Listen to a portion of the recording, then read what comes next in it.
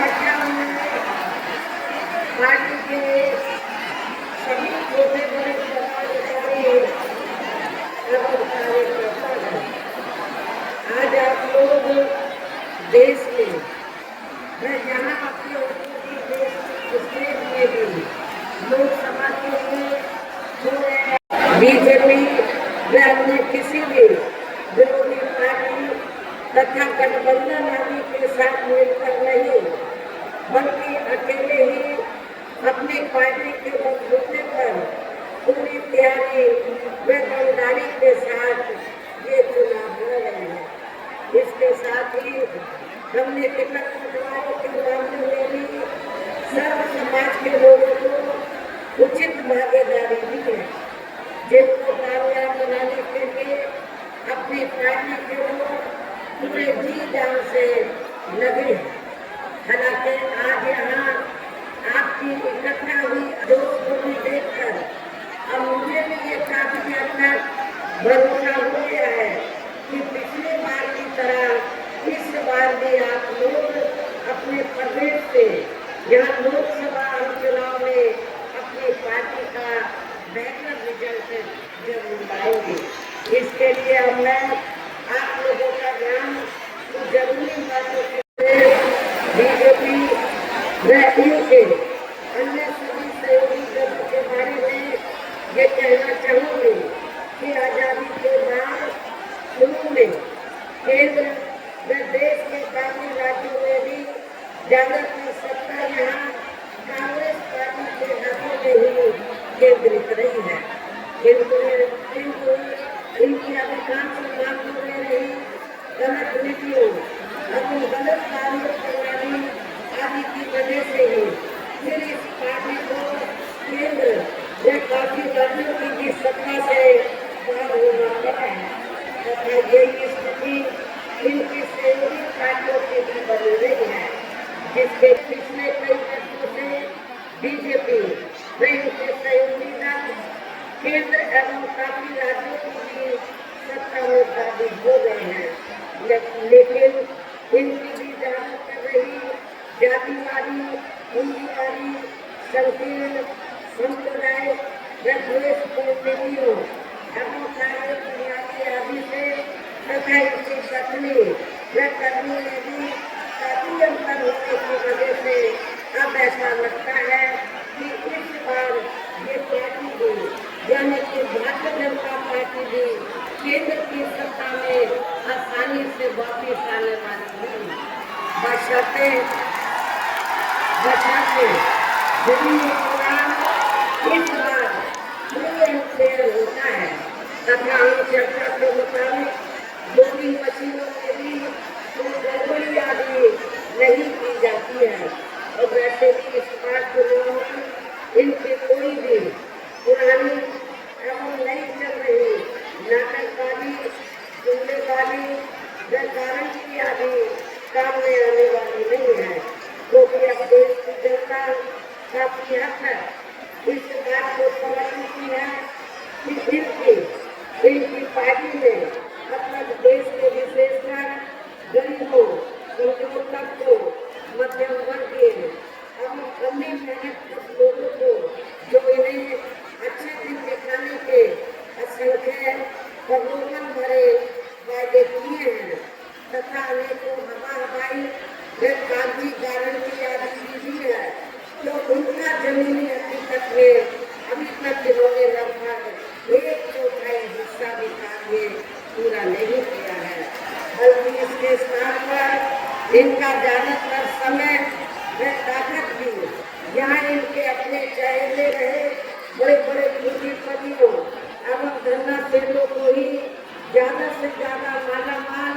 व धनवान आदि बनाने में तथा इन्हें हर स्तर पर छूट देने व बचाने में ही लगी रही है,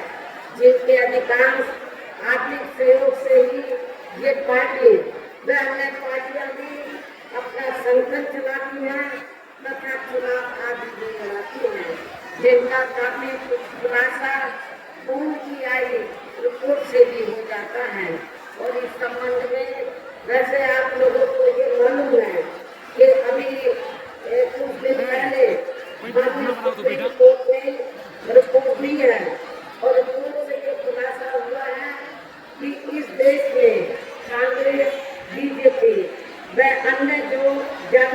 पार्टियां हैं, पूंजीवादी पार्टियां हैं,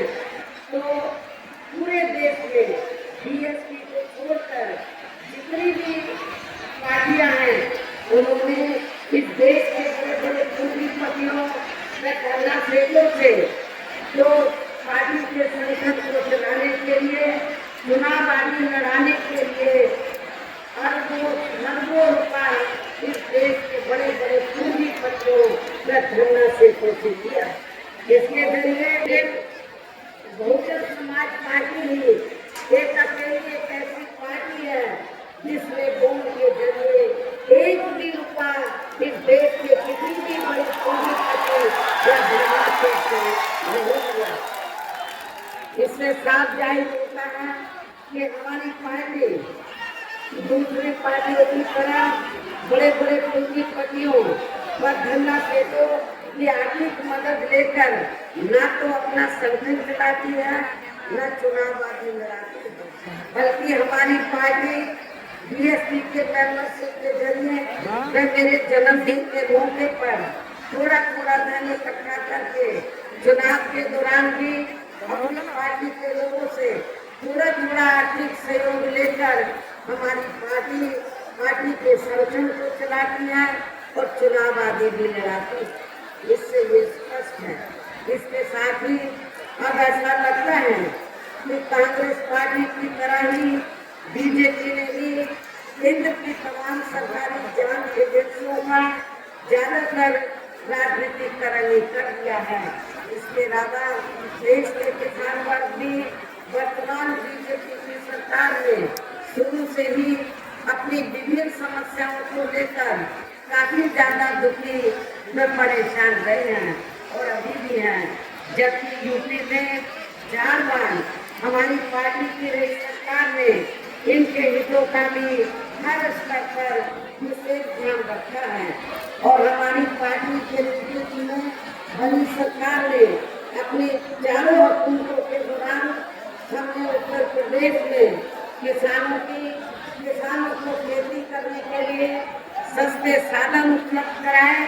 और इतना ही नहीं, उनकी फसल का भी हमारी पार्टी की सरकार ने समय से उचित दाम दिया है। इतना ही नहीं, बल्कि केंद्र में पूर्व की रही कांग्रेस की सरकार की तरह ही वर्तमान भाजपा सरकार में भी इनकी जातिवादी हीन सांप्रदायिक और पूंजीवादी सोच व नीतियों के चलते ही पूरे देश में सर्व समाज में से खासकर दलितों, आदिवासियों, पिछड़े वर्गों, मुस्लिम एवं अन्य धार्मिक अल्पसंख्यक समाज के लोगों का भी पूर्ण रूप से विकास व उत्थान आदि नहीं हो सका है। और इस संदर्भ में वैसे आप लोगों को ये मालूम है कि पूरे देश में जहाँ दलितों, आदिवासियों एवं अन्य पिछड़े वर्गों का सरकारी नौकरियों में वर्षों से अधूरा पड़ा आरक्षण का कोटा भी अभी तक पूरा नहीं भरा गया है। विशेषकर SC व ST वर्गों के सरकारी कर्मचारियों का पदों के लिए आरक्षण भी अब काफी हद तक प्रभावहीन बना दिया गया है। और जहाँ मैं खास तौर से आजमगढ़ मंडल के दलित वर्ग के लोगों को ये बताना चाहती हूँ कि जब समाजवादी पार्टी सत्ता में थी, श्री अखिलेश यादव यूपी के मुख्यमंत्री थे, तो श्री अखिलेश यादव ने तो यूपी के SC व ST वर्गों के सरकारी कर्मचारियों का पदों के लिए आरक्षण बिल्कुल समाप्त कर दिया था, खत्म कर दिया था। तो मैं आजमगढ़ में दलित वर्ग के लोगों से, कर्मचारियों से ये पूछना चाहती हूँ, क्या आप लोग ऐसी पार्टी को वोट देंगे? मैं समझती हूँ बिल्कुल नहीं देंगे। ऐसी पार्टी को आप कतई भी बात नहीं करेंगे। साथ ही केंद्र व राज्यों में भी विरोधी पार्टियों की रही सरकारों ने इन सभी वर्गों को प्राइवेट सेक्टर में आरक्षण दिए जाने की व्यवस्था किए बिना ही इनकी सरकारों के ज्यादातर सरकारी कार्य अब प्राइवेट सेक्टर के जरिए भी इनके बड़े बड़े पूंजीपतियों धरना सेतु आदि को ही दिए जाने के कारण अब इनको पूरे देश में आरक्षण का बहुत कम ही लाभ मिल पा रहा है। इनका अन्य और मामलों में भी शोषण में उत्पीड़न आदि होना अभी तक भी बंद नहीं हुआ है। इनके साथ साथ मुस्लिम व अन्य धार्मिक अल्पसंख्यक समाज के लोगों की भी हालत हर स्तर पर यह काफी ज्यादा खराब व दयनीय बनी हुई है, जिसका काफी कुछ खुलासा सबसे कमेटी की रिपोर्ट में भी किया गया है। इतना ही नहीं बल्कि पिछले कुछ वर्षों से केंद्र व अधिकांश राज्यों में भी बीजेपी व आरएसएस की सरकारों के चलते हुए अब इनका विकास एवं उत्थान आदि होना भी काफी हद तक भरोसा ही हो गया है। आए दिन इन पर खासकर हिंदू की आड़ में हो रही जनजाति की यह काफी ज्यादा चरम सीमा पर पहुंच चुकी है। इनके साथ साथ अपर कास्ट समाज में से विशेषकर गरीब लोगों की भी हालत हमें कोई खास अच्छी नजर नहीं आती है। इनकी गलत कृषि नीतियों के कारण किसान वर्ग भी आए दिन आंदोलित ही रहता है। साथ ही इनकी गलत आर्थिक नीतियों की वजह से देश की अर्थव्यवस्था पर भी इसका काफी बुरा प्रभाव पड़ रहा है, जिससे यह विशेषकर छोटे एवं मध्यम वर्ग के व्यापारी वर्ग भी काफी ज्यादा दुखी व परेशान है। और अब केंद्र में पूर्व की रही सरकारों की तरह ही वर्तमान भाजपा सरकार में भी यहाँ पूरे देश में गरीबी, बेरोजगारी एवं महंगाई आदि भी लगातार काफी ज्यादा बढ़ रही है। देश में हर स्तर पर फैला भ्रष्टाचार भी अभी तक खत्म नहीं हुआ है। ऐसे में अब आप लोगों को देश में हो रहे लोकसभा चुनाव में कांग्रेस, बीजेपी व इनकी सहयोगी पार्टियों को भी केंद्र की सत्ता में आने से जरूर रोकना है। जिनके गलत नीतियों व गलत कार्य प्रणाली आदि को आप लोग काफी हद तक आजमा भी चुके हैं। ऐसी स्थिति में अब ये विरोधी पार्टियां इस चुनाव में भी किस्म किस्म के साम दाम दंड भेद आदि अनेकों हथकंडे इस्तेमाल करके केंद्र की सत्ता में आने की पूरी कोशिश में लगी है, जिनसे अपनी पार्टी के लोगों को हर स्तर पर काफी ज्यादा सावधान रहना है। और इस मामले में विरोधी पार्टियां अपने अपने पक्ष में हवा बनाने के लिए खासकर मीडिया, ओपिनियन पोल व सर्वे आदि का जो बड़े पैमाने पर इस्तेमाल कर रही है, तो उनसे भी अपनी पार्टी के लोगों को बिल्कुल भी गुमराह नहीं होना है। इसके साथ ही विरोधी पार्टियों के विभिन्न रूपों में जारी किए गए इनके हवाई व प्रलोभन भरे चुनावी घोषणा पत्रों एवं वायदों आदि के बहकावे में भी अपनी पार्टी के लोगों को नकली में जाना है, जिन्हें ये पार्टियां चुनाव खत्म होने के बाद ज्यादातर अमल में नहीं लाती हैं। और अब जिन पर से देश की जनता का अधिकांश विश्वास ही उठ गया है, यही खास वजह है कि हमारी पार्टी किसी भी चुनाव में अपनी पार्टी का कोई भी चुनावी घोषणा पत्र आदि जारी नहीं करती है। वैसे भी हमारी पार्टी किसी भी मामले में कहने में बहुत कम बल्कि कार्य करके दिखाने में ही ज्यादा विश्वास रखती है। और इस बात का उत्तर प्रदेश में 4 बार हमारी पार्टी के नेतृत्व में रही सरकार ने चुनाव में अपनी पार्टी के बिना कोई जारी किए गए चुनावी घोषणा पत्र के ही प्रदेश में आम जनहित में काफी कुछ ऐतिहासिक कार्य करके दिखाए हैं, जिनके अब देश में अधिकांश पार्टियों की सरकारें काफी नकल भी कर रही हैं। जबकि इस मामले में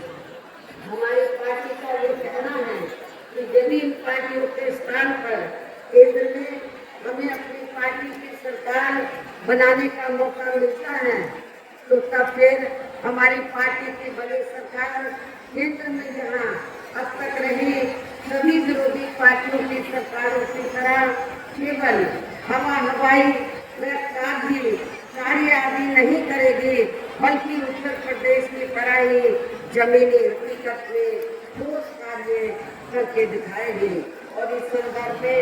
खासकर मैं ये कहना चाहूंगी, केंद्र द्वारा देश में पिछले कुछ समय से अति गरीब परिवारों को अस्थायी तौर पर फ्री में जो थोड़ी सी खाद्य सामग्री दी जा रही है, तो उससे इनका स्थायी तौर पर भला होने वाला नहीं है। और वैसे भी इनकी ये जटिल समस्या देश में हर हाथ को काम देने से ही केवल दूर हो सकती है, जिसकी तरफ हमारी पार्टी की बनी सरकार विशेष ध्यान देगी। और इस संदर्भ में मैं आप लोगों को करना चाहती हूँ। आप लोगों को ये मालूम है कि पिछले कुछ समय से जो केंद्र की बीजेपी की सरकार द्वारा जो गरीब लोग हैं उनको थोड़ा फ्री में राशन देकर उसके एवज में उनसे वोट लेने की गुजारिश की जाती है कि आपको केंद्र की सरकार ने फ्री में राशन दिया है, तो इसके एवज में आपको बीजेपी को वोट देना चाहिए। आपको बिल्कुल भी इनके बहकावे में नहीं आना है, इनके चक्कर में नहीं आना है, क्योंकि पूरे देश में जो गरीब लोगों को फ्री में जो थोड़ा सा राशन दिया जा रहा है, तो ये बीजेपी की जेब से नहीं, आरएसएस के लोगों की जेब से नहीं दिया जा रहा है, बल्कि देश की जनता जो टैक्स के जरिए सरकार के पास पैसा देती है, उस टैक्स के पैसे से ये राशन मुफ्त में आपको दिया जा रहा है। ये काफी देश की जनता बहुत ज्यादा दुखी व परेशान है, जिसे भी आर्थिक नीतियों में तब्दीली करके जरूर दूर किया जाएगा। धर्म की बिहार में पिछले कुछ वर्षों से खासकर मुस्लिम समाज के लोगों का द्वेष की भावना से जो इनका काफी ज्यादा शोषण व उत्पीड़न आदि किया जा रहा है, तो उसे भी जरूर रोका जाएगा। और ये सब हमने अपनी यूपी की नई सरकार में करके भी दिखाया है। इसके अलावा हमने यूपी में सब समाज में से गरीब एवं बेरोजगार लोगों को बेरोजगारी भत्ता आदि न देकर उन्हें बड़ी तादाद में रोजी के साधन भी उपलब्ध कराए हैं। जो अब ये कार्य भी अधिकांश ठंडे ही पड़े हैं, जिनको फिर केंद्र में बीएसपी की सरकार बनने पर प्राथमिकता दी जाएगी। कहने का तात्पर्य है, चुनाव में विरोधी पार्टियों के जारी किए गए उनके हवा हवाई व प्रलोभन भरे चुनावी घोषणा पत्रों आदि के बहकावे में अब यह खासकर देश के अति गरीबों, मजदूरों, बेरोजगारों एवं अन्य मेहनतकश लोगों को बिल्कुल भी नहीं आना है। और अब इन्हें ऐसी सभी विरोधी पार्टियों को हर हालत में केंद्र की सत्ता में आने से जरूर रोकना है, जिनकी कथनी व करनी में काफी अंतर रहा है तथा जिन्हें ये लोग बरसों से आजमा भी चुके हैं। ऐसे में मेरा यही कहना है कि आप लोगों को अपने खुद के व अपने प्रदेश एवं देश के भी हित में अपने वोटों को यहाँ कांग्रेस, बीजेपी व अन्य विरोधी पार्टियों को न देकर केवल अपनी एकमात्र हितैषी पार्टी बहुजन समाज पार्टी को ही देना। जो ये पार्टी उत्तर प्रदेश की तरह ही केंद्र में भी अपनी पार्टी की सरकार बनने पर फिर पूरे देश में यहाँ अपनी पार्टी की सर्वजन हिताय व सर्वजन सुखाय की नीतियों पर आधारित सरकार चलाएगी। इसके साथ साथ केंद्र से समस्याएं होंगी तो उन्हें भी दूर करने का हरसंभव पूरा प्रयास किया जाएगा। और इस मामले में आज मैं आप लोगों को ये विश्वास दिलाना चाहती हूँ कि आप लोगों के पूर्वांचल की लंबे अरसे से ये दिल्ली पर पूर्वांचल के लोगों की लंबे अरसे से ये मांग रही है कि पूर्वांचल क्षेत्र पिछड़ा हुआ है और इसको अलग से स्टेट बनाया जाए। जब केंद्र में हमारी पार्टी सरकार में आएगी तो आपके पूर्वांचल क्षेत्र को अलग से स्टेट बनाया जाएगा, इसको अलग से राज्य का दर्जा दिया जाएगा। साथ ही यहाँ गरीबों, मजदूरों, बेरोजगारों, कर्मचारियों, किसानों, छोटे व्यापारियों एवं अन्य मेहनत लोगों के हितों के का भी विशेष ध्यान रखा जाएगा। पिछड़े वर्गों, मुस्लिम व अन्य धार्मिक अल्पसंख्यक समाज के लोगों के विकास व उत्थान के साथ साथ हर स्तर पर इनकी सुरक्षा आदि के लिए भी सख्त कदम उठाए जाएंगे और तभी फिर यहाँ वास्तव में अपने देश के महान संतों, गुरुओं व महापुरुषों में भी विशेषकर महात्मा ज्योतिराव फूले, श्री नारायण गुरु, बाबा साहब डॉक्टर भीमराव अम्बेडकर एवं मान्यवर श्री कांशीराम जी आदि का अधूरा सपना जरूर साकार हो सकता है, जिनको यूपी में हमारी पार्टी के सरकार द्वारा हर स्तर पर पूरा आदर सम्मान दिया गया है। और इतना ही नहीं, 4 बार मेरे नेतृत्व में सरकार रही तो हमारी पार्टी की सरकार ने और खास तौर से मैंने अपनी पार्टी के लोगों या दूसरी पार्टी के लोगों जो गलत किस्म के लोग हैं उनको बिल्कुल भी बर्दाश्त नहीं किया था। हमारे पार्टी की सरकार ने उनके खिलाफ कार्रवाई की। आप लोगों को मालूम है उस समय हमारी पार्टी का एक यादव समाज से एमपी था। मेरी सरकार बनते ही उसने कानून अपने हाथ में ले लिया। मैंने ये नहीं देखा कि वो बीएसपी का एमपी है, मैंने कानून व्यवस्था देखी, अपनी जिम्मेवारी का मैंने एहसास किया और नवंबर पार्लियामेंट को अपने मुख्यमंत्री के बंगले में बुलाकर तो उसको मैंने जेल के हवाले कर दिया था। इसलिए मैं आप लोगों को बताना चाहती हूँ, यदि इस पार्टी मूवमेंट को आगे बढ़ाना है तो आप लोगों को अपने बुराई के चक्कर में नहीं पड़ना है और हमारे संतों गुरुओं महापुरुषों ने जो संघर्ष किया है उसकी संघर्ष की बलि नहीं करानी है, बल्कि उनके संघर्ष को ध्यान में रखकर उनके बताए हुए रास्तों पर चलकर आप लोगों को उनकी मूवमेंट को आगे बढ़ाना है। इन खास बातों के साथ ही हम यही कहना है कि हमारी पार्टी ने यहाँ जिनको भी लोकसभा के लिए चुनाव के मैदान में उतारा है, हमने आप लोगों को मालूम है मुस्लिम को भी हमने मौका दिया और पिछड़े वर्ग से भी हमने मौका, पिछड़े वर्ग से भी हमने विभिन्न जाति के लोगों को मौका दिया है, क्योंकि हमने जो 9 भोजन लोकसभा की सीट है बीएसपी से चुनाव जीत चुके हैं तो इनको चुनाव के मैदान में उतारा है। राजभर को काफी है, राजभर को खड़ा किया और बढ़िया से हमने यादव समाज से बीएसपी का प्रत्याशी चुनाव के मैदान में उतारा है। हमने अकेले मुस्लिम को भी दिया है, बढ़िया से यादव समाज को भी दिया है और से हमने दलित वर्ग की महिला को भी मौका दिया है। मेरे आप लोगों से तो अपील है कि कांग्रेस समाज पार्टी ने इन लोगों को भी चुनाव के मैदान में उतारा है। जो ये लोग आपके सामने यहाँ खड़े हैं, मंच पर मौजूद हैं, तो उन्हें आपको जरूर कामयाब बनाना है, जिसके लिए यहाँ पार्टी के हैं। और अब मेरा यही कहना है कि अपने सभी लोकसभा उम्मीदवारों को